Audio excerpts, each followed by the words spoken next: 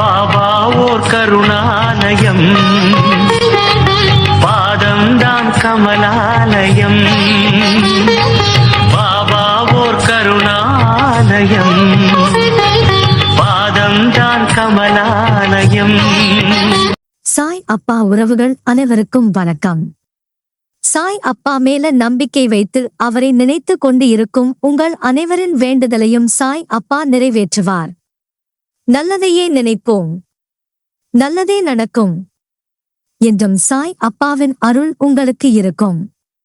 நம் மனதிற்கு இதமான சாய் அப்பாவின் இன்றைய அருள்மொழியை கேட்போமா? அன்பு குழந்தையே, மிகப்பெரிய அதிர்ஷ்டசாலி நீ. இனி உன் வாழ்க்கை சந்தோஷமாக மாறும். எப்படி வாழ வேண்டும் என்று ஆசைப்பட்டாயோ அப்படியே இனி நீ வாழப்போகிறாய். நீ விரும்பிய வேலை, உனக்கு பிடித்தமான உறவு, உன் உறவினர்கள் மதிக்கும் அளவிற்கு பணக்காரனாக வாழப்போகிறாய். எப்பொழுது கஷ்டம் தீரும் என்று காத்திருந்த உனக்கு இனி ராஜயோகம் ஆரம்பிக்கும். அழுது அழுது சிவந்து போன உன் கண்கள் இனி சந்தோஷத்தில் பூரிப்படையும். உன்னை பார்த்து மற்றவர்கள் ஆச்சரியப்படப் போகிறார்கள். எப்படி இவன் வாழ்க்கை இப்படி தலைகீழாக மாறியது என்று புரியாமல் குழம்பி போய் நிற்கப் போகிறார்கள். நல்லதை மட்டுமே நினைத்தாய், நல்லதை மட்டுமே செய்தாய். அதனால் உனக்கு இந்த நல்ல வாழ்க்கை அமைந்துள்ளது. இத்தனை நாள் எப்படியோ இனிமேல் வரக்கூடிய நாட்களில் நீ கவனமாக இருக்க வேண்டும். வாழ்க்கையில் நீ செய்யும் காரியங்களை கவனமாக செய்ய வேண்டும். நீ ஒன்று நினைத்து அந்த செயலை செய்திருப்பாய். ஆனால் மற்றவர்களும் அதே கோணத்தில்தான் புரிந்து கொண்டு இருப்பார்கள் என்பது இல்லை. ஏனென்றால் உன் வளர்ச்சியை பார்த்து நிறைய பேர் பொறாமைப்படுவார்கள். நீ எப்படியாவது தவறு செய்வாய், அதை வைத்து உன்னை கீழே தள்ளலாம் என்று காத்து கொண்டிருப்பார்கள். அதனால் என்றைக்கும் பேசுவதற்கு முன்னர் கவனமாக யோசித்து பேசு. நீ பேசும் வார்த்தைகள்தான் உன் வாழ்க்கையை தீர்மானிக்கும். உன் சொற்களுக்கு நீதான் பொறுப்பு. ஒரு முறை கூறிவிட்டால் அதை மாற்ற முடியாது.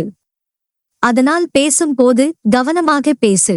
அது உன் மனைவியாக இருந்தாலும் சரி, குழந்தையாக இருந்தாலும் சரி, அல்லது உன் உறவினர்கள் யாராக இருந்தாலும் சரி, அவர்களிடம் பாசமாக பேசு. ஆத்மாவை காயப்படுத்தும் எந்த உரிமையும் மற்றொரு ஆத்மாவுக்கு இவ்வுலகில் கொடுக்கப்படவில்லை. அடுத்தவரை காயப்படுத்தி கஷ்டப்படுத்தி பார்க்கும் யாருக்கும் தண்டனை நிச்சயம். அப்பா, இப்படி சொல்கிறீர்களே, இத்தனை நாட்களாக என்னை காயப்படுத்தி அழ வைத்தவர்களுக்கு என்ன தண்டனை என்று கேட்கிறாய். அவர்களுக்கு தக்க தண்டனை தகுந்த நேரத்தில் தரப்படும். அதைப் பற்றி நீ கவலை கொள்ளாதே. அதை என்னிடம் விட்டுவிடு. நான் அவர்களை பார்த்துக் கொள்கிறேன். அவர்களுக்கான தண்டனை கண்டிப்பாக கிடைக்கும். உன் ஆத்மா காயப்படுவதற்கு காரணமான அனைத்தையும் நான் எப்படி பந்தாடுகிறேன் என்று பார். இதுவரை நடந்தது நடந்துவிட்டது.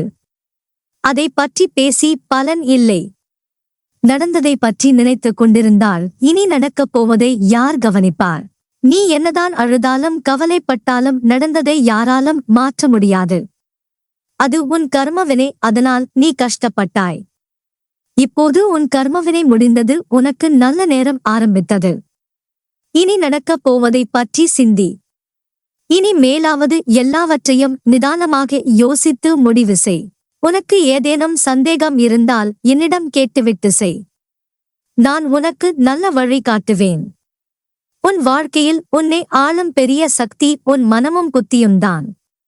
மனமானது சஞ்சலம் இல்லாமலும் புத்தி நல்லதை மட்டும் தேடிக்கொண்டு இருந்தால் எந்த பிரச்சனையும் இல்லை. உன் வாழ்க்கையில் நல்ல நேரமானது ஆளும்போது உன் வாழ்க்கையில் எப்படி பயணிக்க வேண்டும் என்று உனக்கு புரியும். உன் புத்தியும் மனமும் உனக்கான நல்ல நேரத்தை தீர்மானிக்கும். இதுவே உன்னிடம் மாயை எனும் விதி சூழ்ந்துவிட்டால் மாயையில் உன் மனமும் புத்தியும் அகப்பட்டு கொண்டு இருக்கும். அது உனக்கான நேரத்தை எதிர்மறையாய் தீர்மானிக்கும். உன்னுடைய முடிவுகள் உன் வாழ்க்கையில் இடம்பெறும் இன்பமும் துன்பமும் உன் கஷ்டம் காலம் என்பது முந்தைய கர்மவினை. அதாவது நீ தெரிந்தோ தெரியாமலோ செய்த தவறுகளை விதி பார்த்து கொண்டேதான் இருக்கும். அதுவே உன் நேரங்களை நிர்ணயிக்கும். அதனால் எதற்கும் மனம் தளராதே. வாழ்வில் இன்பத்தை கண்டு மட்டுமே வாழ முடியாது. அதைப்போல துன்பத்தை கண்டு மட்டுமே வாழ முடியாது. இரண்டும் சம அளவே. நீ எதற்கும் பயப்படாதே, கலங்காதே, உன்னில் நிச்சயம் வெற்றி என்ற தீபத்தை ஏற்றுவேன்.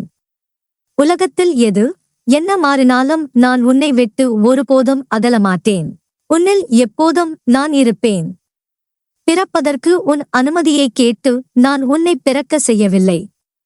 இறப்பு என்பது அப்படிதான். நீயாக எந்த முடிவுக்கும் வராதே. தாமதம் ஆனாலும் காலம் நியதியே கொடுக்கும். அன்று உன்னை தாழ்வு பெற செய்தவர்கள் உன் உயர்நிலையை நிமிர்ந்து பார்க்கக்கூட முடியாத நிலையில் இருப்பார்கள். எல்லாம் நன்மைக்கே. விரைவில் புதிய அத்தியாயம் உன் வாழ்வில் நடைபெறும். காத்துக் கொண்டு இரு. உனக்கு பிடித்த ஒன்றை தரப்போகிறேன். அது உன் கையில் கிடைத்ததும் உன் வாழ்க்கை தலைகீழாக சந்தோஷமாக மாறிவிடும். நீ விரும்பியதை பெறும் தகுதி உனக்கு நிச்சயம் உண்டு. அதனால் கவலைப்படாதே. எனக்கு தெரியும், உன் வாழ்க்கையில் சில நினைவுகள் உன் மனதில் வடுவாய் அமர்ந்து உன்னை அழுத்தி உன்னை முன்னேற விடாமல் உன்னை வேதனை என்னும் படுகுழியில் தள்ளி உன் வாழ்க்கையில் நீ முன்னேற வேண்டும் என்ற எண்ணத்திற்கு அது தடையாய் இருப்பதனால் திக்கு தெரியாமல் குழம்பி போய் இருக்கிறாய். நீ எதிர்காலத்தை யோசித்து எடுத்த முடிவை உன்னைப் போல் மற்றவர்களும் அதே கோணத்தில் யோசிப்பது இல்லை. நீ அவர்களை காயப்படுத்தினாய் என்பது மட்டும்தான் அவர்களுக்கு புரியும். சூழ்நிலை புரிந்துதான் முடிவை நீ எடுத்தாய் என்பது அவர்களுக்கு புரியாது. அதே கோணத்தில் அவர்கள் புரிந்து கொள்ள வேண்டும் என எதிர்பார்த்தால் கடைசியில் நீதான் காயப்பட்டு நிற்பாய். நம்மை நேசித்தவர்கள் உன்னை தவறாக புரிந்து கொண்டார்கள் என்று தானே வேதனை அடைகிறாய். எதற்கும் கலங்காதே, நான் உனக்காக தான் இருக்கிறேன். உன்னை நிச்சயம் நான் முன்னேற வைத்து வெற்றி பெற வைப்பேன். என்னை நம்ப, பொறுமையாக இரு, எல்லாவற்றையும் கடக்க நான் உதவுகிறேன். உன் மனதை மட்டும் என்னிடம் நிறுத்தி அமைதியாக இரு. பிறகு உனக்கு நடப்பவை எல்லாம் நல்லதாகவே நடக்கும். உன்னுள் இருக்கும் பக்தியைக் கண்டு நான் வியக்கிறேன். உன் அன்பு உணரும் நிமிடங்கள் என் கண்களில் இருந்து ஆனந்தமாய் கண்ணீர் வருகிறது. என் பிள்ளை சாயப்பா என்றால் உயிராய் நினைக்கும். என் மீது பக்தியும் பாசம் செலுத்துகிறாய். நல்லது. அதனுடன் உன்னிடம் நான் எதிர்பார்ப்பது இன்னும் கொஞ்சம் பொறுமையாகவும் நம்பிக்கையுடன் காத்திரு. உனக்கான பரிசை நான் நிச்சயம் தருவேன். வாழ்க்கை எனும் பெருங்கடலில் வாழ்கிறாய். உன்னை நோக்கி வரும் அனைத்துமே ஏற்கனவே நிர்ணயிக்கப்பட்டது.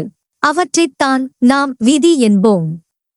வாழ்க்கையில் விதி என்பது நல்லதோ கெட்டதோ, உன் வாழ்நாளில் தினம் தினம் அசைகின்ற அசைவு கூட அது ஏற்கனவே நிர்ணயிக்கப்பட்டதாயிருக்கும்.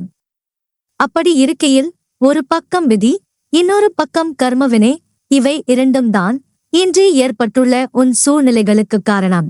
இவற்றில் இருந்து நீ மட்டும் அல்ல, எவரும் தப்ப முடியாது.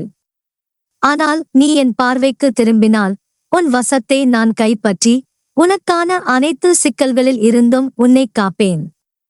உன்னுள் இருக்கும் நான் என்ற கேள்விகளுக்கு நீ எந்த நேரத்தில் என் சாய் அப்பா என்று சொல்கிறாயோ அப்போது முதல் நீ முக்தி என்ற ஞானத்தின் மீது சவாரி செய்யப் போகிறாய் என்று அர்த்தம். உன் மனமும் புத்தியும் ஜெயித்தால் நீ வாழ்க்கையின் அர்த்தத்தை உணர்ந்து விட்டாய் என்று அர்த்தம். உனக்கான வெற்றி காலம் ஆரம்பித்துவிட்டது. உன் அம்மாவாக அப்பாவாக இருப்பேன். என் கனிமையில் வைத்து கருவறையில் காப்பது போல் உன்னை வளர்ப்பேன். நீ என் செல்லப்பிள்ளை. மகுடம் சூடுவாய் என் மடியில் அமர்ந்து நீ ஜெயமாக நல்ல ஆரோக்கியத்துடன் எல்லா செல்வ வளங்களைப் பெற்று சீரும் சிறப்புமாய் நல்ல பெயருடன் நிம்மதியான மகிழ்ச்சியான வாழ்க்கையை பெறுவாய். உன் அம்மாவாக அப்பாவாக என்றும் உன்னை என் இருதயத்தின் கருவறையில் சுமந்து அரவணைப்பேன்.